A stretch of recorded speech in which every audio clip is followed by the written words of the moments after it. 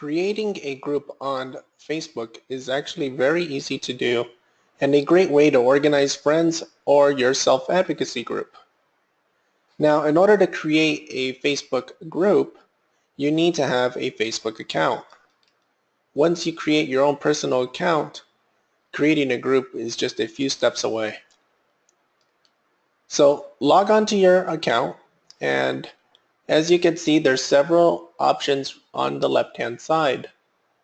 Now you'll see pages and groups and apps. But if you go right here where it says groups, there will be a list of groups that you can either have created or that you are a part of. Now on the fourth one down, you'll see one called Create Group. If you click on it, a little box will appear. And this will walk you through the process of creating a group. And as Facebook says, why create a group? Create a group to share photos, live videos, create events, and more. And we'll get into that as we create this group. But first things first is you need to choose a name for your group.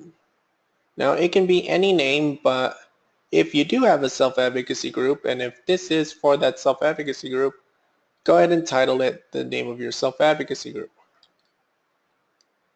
I'm just going to choose a general name because this is just for examples. So we're going to call this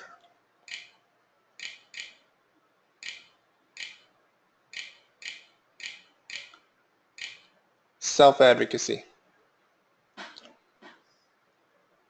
Now the next option you'll see here, it says add a few friends. Now you can add friends by entering their names or their email addresses. Now the friends will, if you type in their names, they will be friends that are your personal friends on your own personal Facebook page. So let me see if I can add some friends. Type in a few letters and their pictures will pop up. I am inviting one of my friends. Now the next option that you have is select privacy. Now there are various options that they give you, and there's a little drop-down menu down here that will allow you to choose different groups. Now the first option that you see here is a public group. Anyone can see the group, its members, and their posts.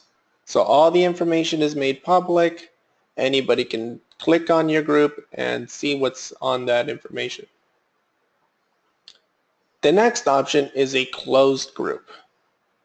Now people can go to the search on Facebook and type in the name of your organization or the name of your group, and they can find it, and they can see who's part of it, but only those who are allowed to be members, those who have been invited and those who have been accepted to be part of the group, can see what those posts are. And so if you want to keep a group private for only its members, then this is a good option. The third and most secret of them would be actually the secret group. Only members can find the group and see posts. So only people that have been invited can even search for the group and see what's inside. Even if you were to search for the group, you wouldn't be able to find it. Only those who have been invited. So let's make it a closed group. Again, with closed groups, anyone can see the group, anyone can see who's part of the group, but only those members are allowed to see what the posts are and what's the information being shared.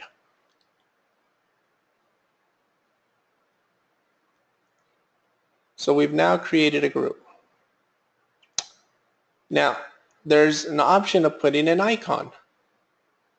And the icon would be the little picture that appears next to your group, which is a good option in case, so you can quickly recognize what's your group. Since we are a self-advocacy group, we will choose the option with this picture of 2 people. Once you choose your picture, you hit OK.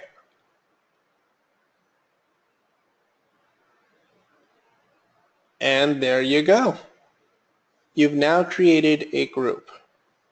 So what does this group do, or what are the options?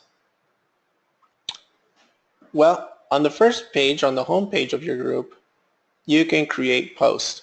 You can write, information on there, and people can also add information, and you can have a discussion. That's why it's called the discussion page. Much like Facebook, just type something where it says write something.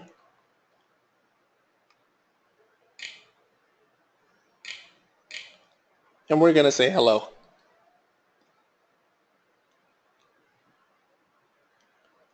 Now, only the members who have been invited or who are part of this group will be able to see this because it is a closed group. Up here, you'll see different tabs. Here you have discussion. The next one is members. If you click on members, you'll see who's part of the group. Right now, we have only 2 people, Juliana, who I invited, and myself. The next option is events. But I'll get back to that. Let's move on to the next one. The next option is photos. Now here you can add photos that you have taken at any of your meetings that you want to share with people, or any personal photos. You can create an album, or you can even add video. The next option is files.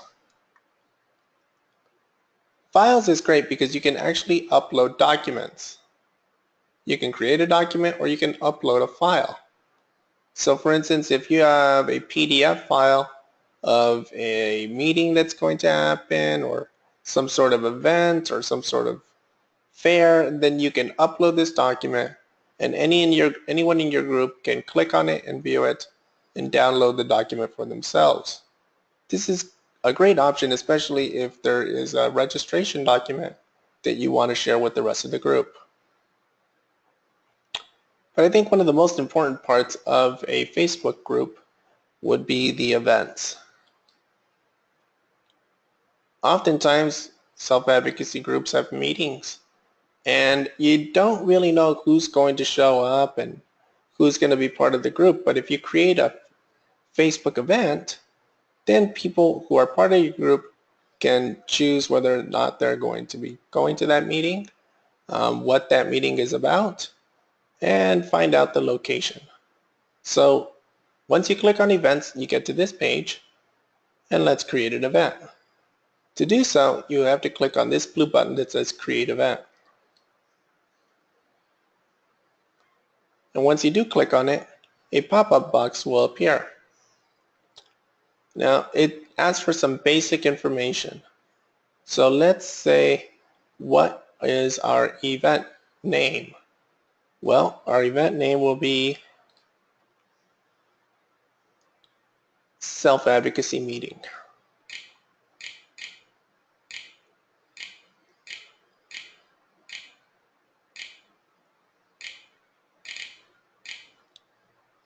And once we have an event name, we can choose a location.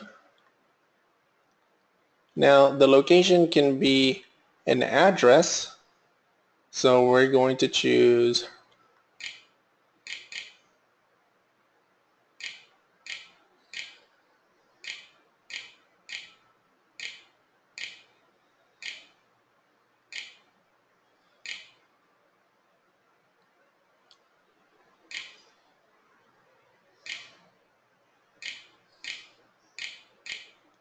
"255 East Osborne Road,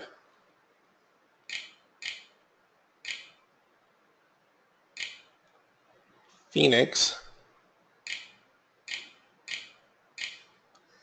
Arizona.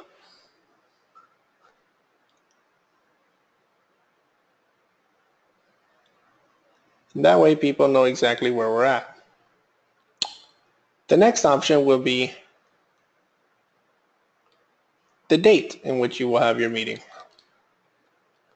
Let's say that we are going to have it next Saturday. And you can choose a time.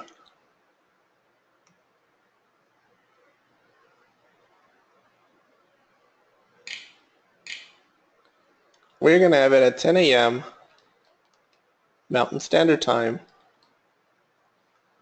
And we are going to end at 1 p.m. And you can change this by just clicking on it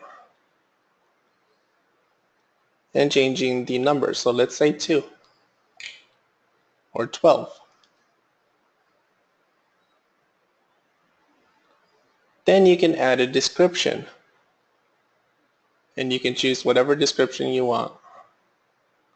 I'm going to leave it blank, but you can choose a description to write whatever you want to describe the meeting. Now, as you can see down here, there's a little checkbox that says, invite all members of self-advocacy. This checkbox means that once it's checked, anybody that's part of your group will receive an invitation to go to the meeting. That way they know that you have scheduled something and you provide them with the information that they need so that they can get to that meeting. Once all your information is filled out, you hit the blue button down here that says create.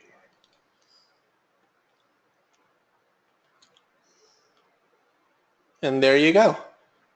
You have now created a meeting. Now this is great because people can then see when is it. It's Saturday, June 25th. It's at 10 a.m. to 12 p.m. It gives them the location and the option to see a map. It also, once it sends the invitation, it also tells you, allows them to check whether they're going, whether they're maybe going, and if they choose not to go, it'll show you also who's not going. Here you can also write posts, add photos or videos, or even create a poll in case you want to poll people and find out what they might want to meet about, in case you want them to vote on something. But once you have created your group, you can also go back to your self-advocacy group by clicking this blue tab right here.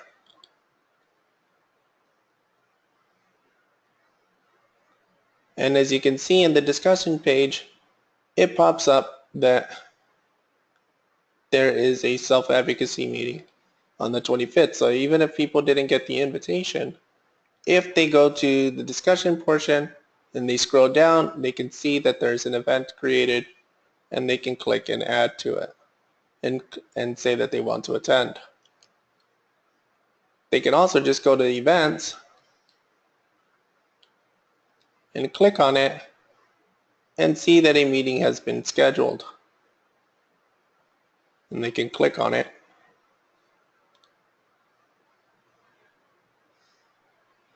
and see what's going on if anybody's discussed it.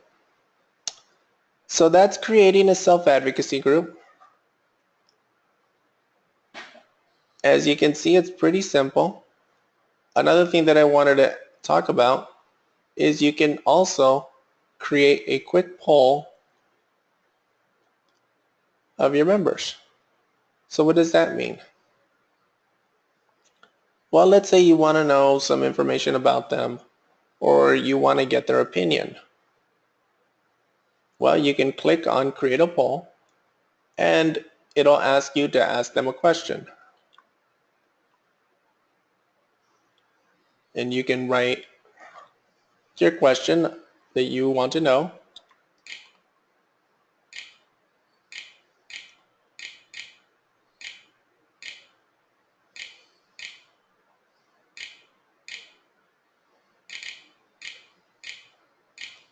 So here we have, is self-advocacy good? Now we can add options And your first option would be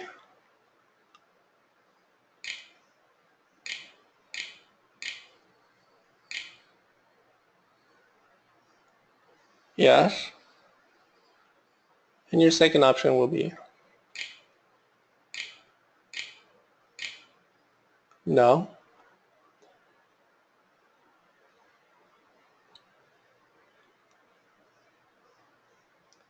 And you can post.